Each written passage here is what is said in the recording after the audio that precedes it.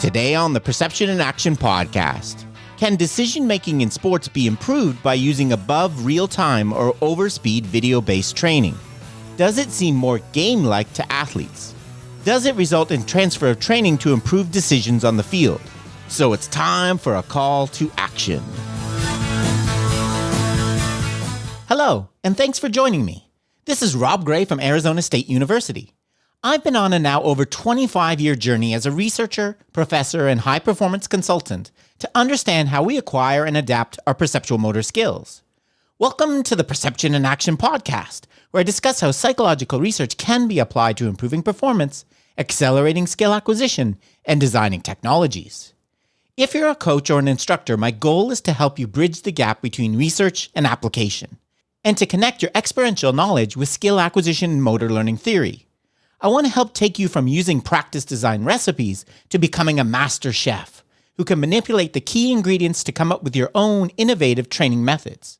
If you're a student or fellow academic working in the skill acquisition field, I hope to keep you up to date on the latest studies and help you get to know the people working in this area. Finally, if you're developing training technologies, I hope to help you incorporate good motor learning principles in your design, pull out key performance metrics from the data, and design effective studies to evaluate your product. To learn more, help support the podcast, and or work directly with me, please check out perceptionaction.com. Now on to the show. On today's episode, I want to look at the potential for using above real-time or overspeed training to improve the perceptual and decision-making abilities of athletes. What we're talking about here is using the video temporal occlusion paradigm I've talked about several times on the podcast now. This is where you show a viewer a video of an unfolding event, such as a tennis serve, a baseball pitch, or a run of play in soccer or basketball, and then stop it at some point. You then ask the participant to make a judgment, usually by pressing a button or making a verbal response, about what will happen next. The serve will be down the line, the pitch is a fastball, the player will drive to the net, etc. Training protocols using temporal occlusion have shown good evidence of near to moderate distance transfer, with athletes getting better at the anticipation judgment and faster at making first movements in the direction of the ball after training. There is also some evidence of far transfer, in particular the work of Peter Fatty and colleagues in baseball, although there are also other studies that have found no evidence for far transfer. The twist on this I want to talk about today is whether this type of training can be improved by presenting the video of the unfolding event at faster than normal presentation speeds. Why might we want to do such a thing, you might ask? Well, first, it's kind of a natural extension of the overload and overspeed training used in the physical domain. There are some tennis players and baseball batters that challenge themselves by trying to hit balls launched by a machine at above typical speeds. Above real-time training is also something that has been used in the military.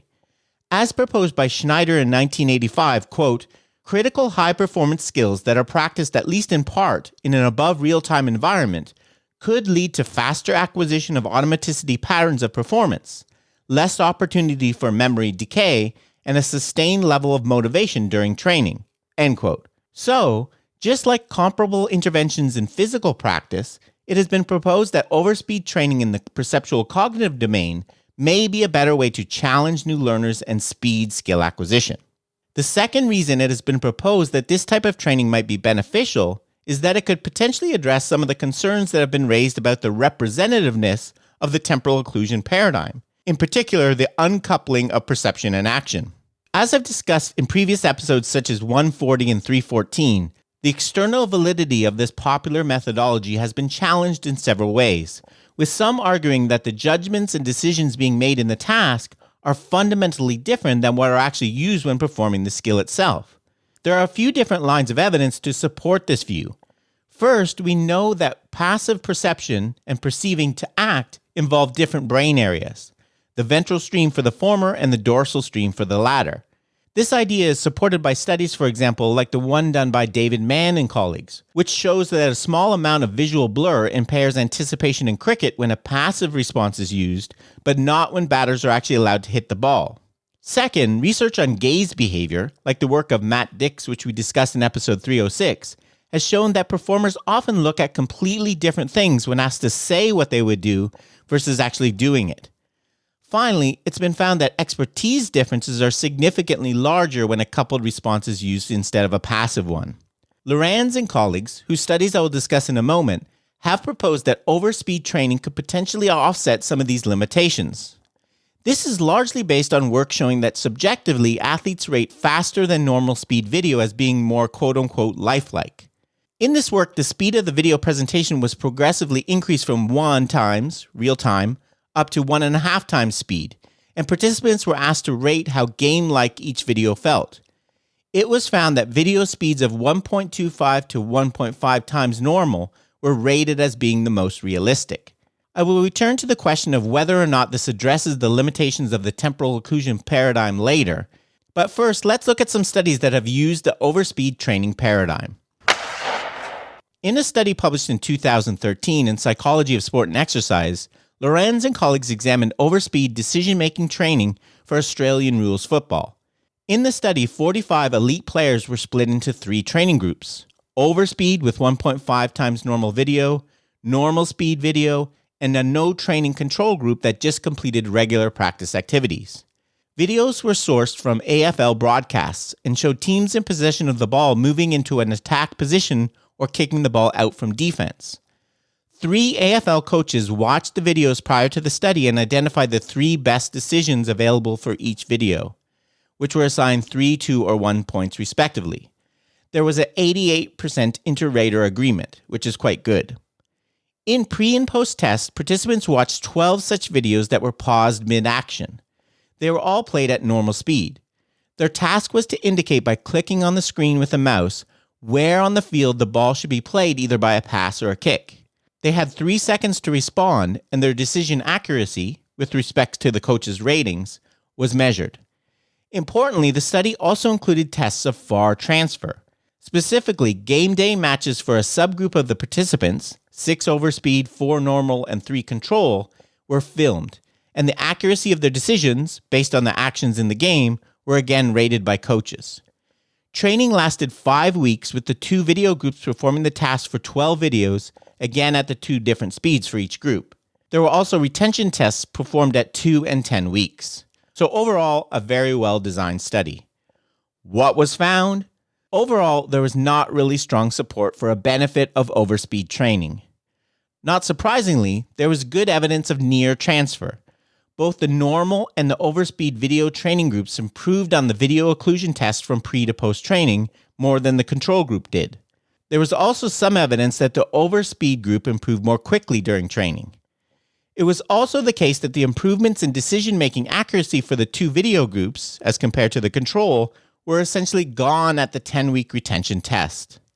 Finally, and perhaps most importantly, there were no significant group differences for the transfer test, with both video groups and the control group showing the same improvements in decision-making accuracy on the field.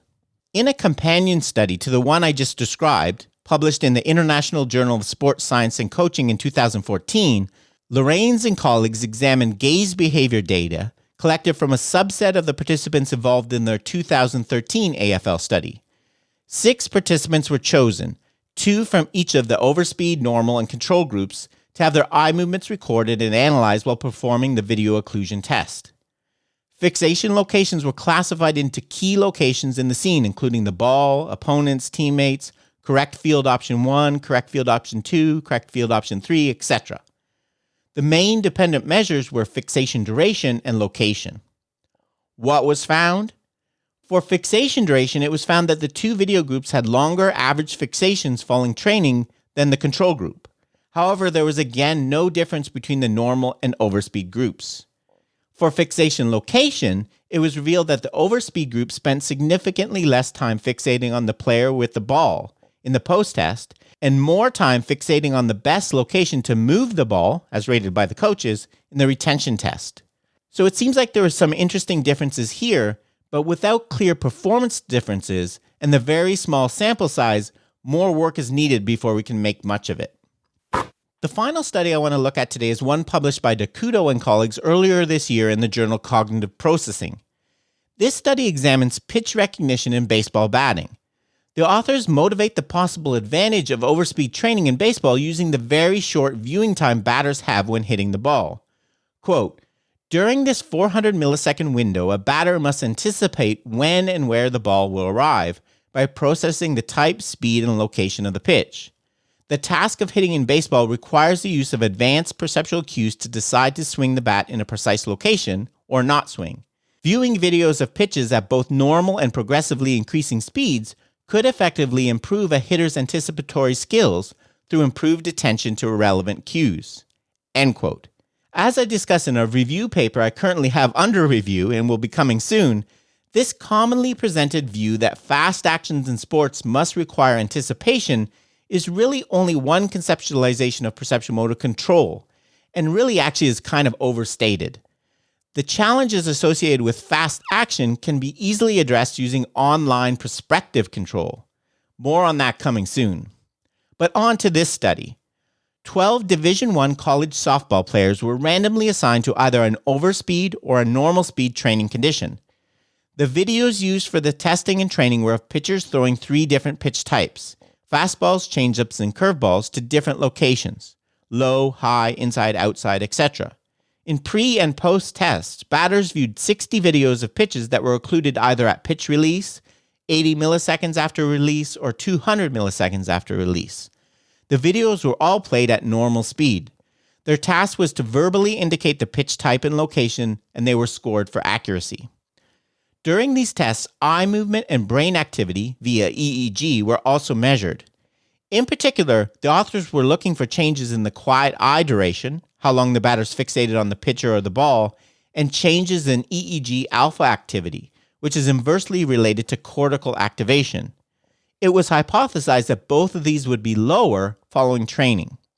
Training lasted 10 days and involved the same pitch recognition task, except, somewhat unusually, videos were not occluded at all, so participants saw the entire pitch. Players viewed 40 pitch videos a day for the 10 days for a total of 400 pitches. In the overspeed video condition, video speed was gradually increased by 0.05 times each day, starting at 1.05 times normal speed on day 1 and increasing to 1.5 times above real time on day 10. So a kind of progressive overload like is seen in physical training. The control group underwent the same training intervention as the overspeed training group. However, all videos were presented at normal speed throughout the 10 days of training. So, a few things about this design are a bit questionable for me. The sample size is very low, the training period is quite short, and there's no occlusion used in the training. What was found? Again, very little to support the proposed advantage of overspeed training. In terms of the accuracy of pitch recognition judgments, both groups improved from pre to post by roughly the same amount. So it could be simply a practice effect. There was also some evidence of an increase in quiet eye duration after training, but again, there were no differences between the training groups. So to sum up, although it is a somewhat intriguing idea, there's no really good published evidence to support the benefits of using overspeed training for perception and decision-making in sports. For me, this is not really surprising, because although it may seem more subjectively game-like to participants, using above real-time video does not address any of the issues related to representativeness and perception-action coupling I discussed at the beginning of today's episode. The issue is not how long participants in temporal occlusion studies have to view the unfolding scene and how fast it appears.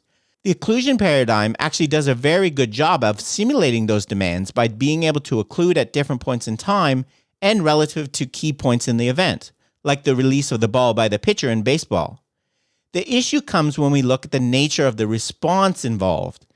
The task requirements of having to say the word fastball or press a key are completely different than those required to get a bat to the location of the ball at the right time with maximum force. Therefore, it's likely that a person would use completely different information sources and look in completely different locations when doing these two things. Speeding up the video does not alter this fundamental task difference in any way. Also, the real issue with speed is not the speed of the visual event, it's the speed of the action required.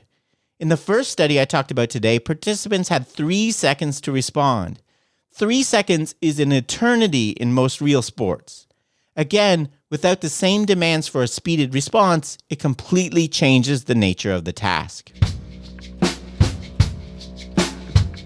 Okay, that's it for today's episode. Remember, you can contact me at robgray@asu.edu or follow me on Twitter @ShakyWeights. To find out more about the podcast, please check out perceptionaction.com. Finally, to support the podcast and receive bonus materials, including written transcripts, please head over to patreon.com/perception-action. This is Rob Gray from ASU. Cheers for now, and keep 'em coupled.